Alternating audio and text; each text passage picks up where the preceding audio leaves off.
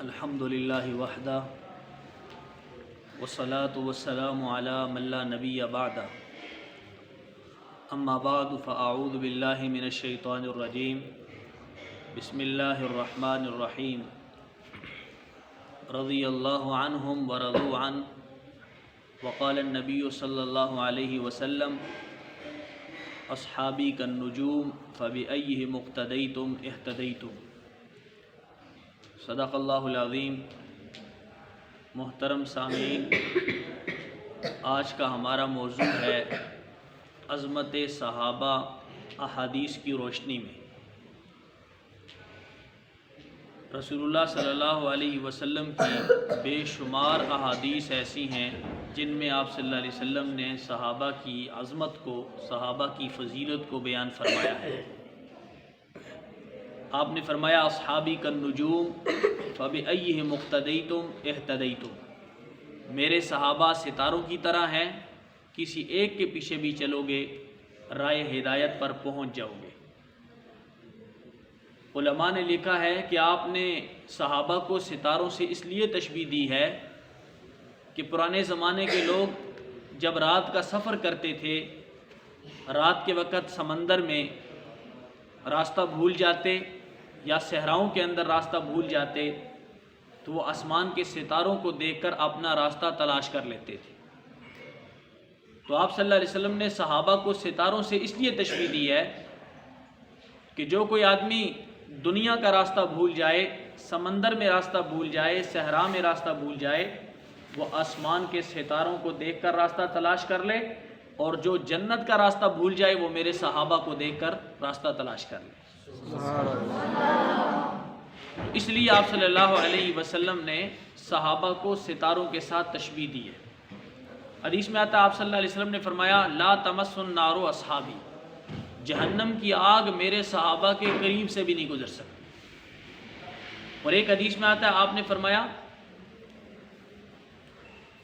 لا تمس النار من رآنی، جس نے مجھے دیکھا ہے اسے جہنم کی آگ نہیں چھو سکتی۔ اور ایک حدیث میں فرمایا کہ لا تمس النار رآ من رآنی، جس نے میرے صحابہ کو دیکھا ہے اسے بھی جہنم کی آگ نہیں چھو سکتی۔ اور اسی طرح رسول اللہ صلی اللہ علیہ وسلم کا فرمان ہے ان اللہ اختارنی، پوری کائنات میں سے اللہ تعالیٰ نے مجھے چن لیا ہے آخری نبی بنانے کے لیے، ختم نبوت کے لیے، امام الانبیاء بنانے کے لیے، پوری کائنات میں سے اللہ نے مجھے چن لیا ہے۔ واختار لی اصحابی، میرے لیے میرے صحابہ کو چن لیا ہے۔ فجعل منہم اسحارا وانصارا، ان صحابہ میں سے اللہ تعالیٰ نے میرے سسرال کو چنا ہے، اور ان صحابہ میں سے اللہ تعالیٰ نے میرے یار و مددگار کو چنا ہے۔ فمن سبہم فعلیہ لعنت اللہ، جو ان کو برا بھلا کہے گا اس پر اللہ کی لعنت ہے، والملائکۃ، فرشتوں کی لعنت ہے، والناس اجمعین، تمام لوگوں کی لعنت ہے۔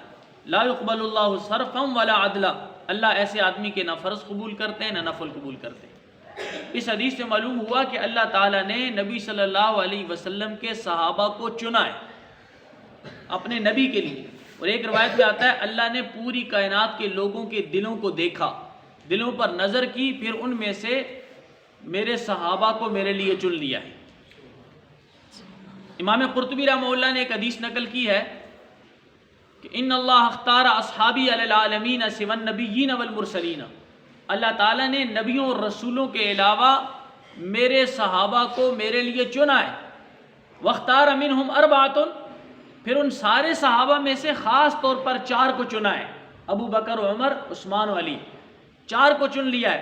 وفی اصحابی کلہم خیر، میرے سارے کے سارے صحابہ میں خیر ہے، کسی ایک صحابہ کا نہیں کہا بلکہ فرمایا وفی اصحابہم کلہم خیر، میرے سارے کے سارے صحابہ میں خیر ہے۔ اسی لیے آپ صلی اللہ علیہ وسلم نے فرمایا اللہ اللہ فی اصحابی، اللہ اللہ فی اصحابی، اے لوگو اللہ سے ڈرو میرے صحابہ کے بارے میں، اے لوگو اللہ سے ڈرو میرے صحابہ کے بارے میں۔ لا تتخذوہم من بعدی غرضا، میرے دنیا سے جانے کے بعد ان کو تان و تشنیع کا نشانہ نہ بنانا۔ لا تتخذوہم من بعدی غرضا، میرے دنیا سے جانے کے بعد ان کو تان و تشنیع کا نشانہ نہ بنانا۔ اسی طرح عبداللہ بن مسعود رضی اللہ عنہ بڑے جلیل القدر صحابی ہیں، علماء نے لکھا ہے کہ فقاہت کے اندر سب سے پہلا نمبر جو ہے وہ حضرت عبداللہ بن مسعود رضی اللہ عنہ کا ہے۔ مشکات شریف کے اندر آ رہا ہے کہ حضرت عبداللہ بن مسعود رضی اللہ عنہ فرماتے ہیں من کان مستنن فلیستن بمن قد مات، جو آدمی کسی کے طریقے پر چلنا چاہتا ہے، کسی کی سنت پر چلنا چاہتا ہے، فلیستن بمن قد مات، اسے چاہیے کہ وہ ان لوگوں کے طریقے پر چلے جو دنیا سے جا چکے ہیں، جو فوت ہو چکے ہیں۔ وہ کون لوگ ہیں؟ فرماتے ہیں اولئک اصحاب محمد صلی اللہ علیہ وسلم، وہ نبی صلی اللہ علیہ وسلم کے صحابہ ہیں۔ فرماتے ہیں کان افضل هذه الامہ، وہ اس امت میں سب سے زیادہ فضیلت والے ہیں۔ ابرہا قلوبا، ان کے دل پاک اور صاف ہیں۔ واعمقها علما، ان کا علم بہت وسیع اور گہرا علم ہے۔ واقلها تکلفا، ان کے اندر تکلفات نہیں ہیں۔ اختارہم اللہ لصحبت نبیہ، اللہ تعالیٰ نے ان کو اپنے نبی کی صحبت کے لیے چن لیا ہے۔ اختارہم اللہ لصحبت نبیہ، اللہ تعالیٰ نے ان کو اپنے نبی کی صحبت کے لیے چن لیا ہے۔ ولاقامت دینہ، اور دین کو قائم کرنے کے لیے اللہ نے ان کو چن لیا ہے۔ فاعرفوا فضلہم، اے لوگوں ان کی فضیلت کو پہچانو۔ فاعرفوا فضلہم، اے لوگوں ان کی فضیلت کو پہچانو۔ واتبعوا آثارہم، اور ان کے نقش قدم پر چلو۔ اس روایت میں حضرت عبداللہ بن مسعود رضی اللہ عنہ فرماتے ہیں اگر کوئی آدمی کسی کے راستے پر چلنا چاہتا ہے تو اسے چاہیے کہ نبی کے صحابہ کی اتباع کرے، نبی کے صحابہ کی اتباع کرے، اس لیے کہ نبی کے صحابہ جو ہیں وہ اس امت میں سب سے افضل ترین ہیں۔ ان کا علم بہت مضبوط ہے، ان کا دل پاک صاف ہے۔ اسی لیے آپ صلی اللہ علیہ وسلم نے فرمایا کہ فتنوں کے دور کے اندر بہت سارے فتنے ہوں گے، اور ایک روایت میں آتا ہے آپ نے فرمایا کہ بنی اسرائیل میں 72 فرقے تھے، میری امت میں 73 فرقے ہوں گے۔ صحابہ نے پوچھا یا رسول اللہ حق پر کون ہوگا؟ آپ نے فرمایا ما انا علیہ واصحابی، جو میرے راستے پر ہوگا، میری سنت پر ہوگا اور میرے صحابہ کے طریقے پر ہوگا، وہ حق پر ہوگا۔ یہی نشان نجات ہے۔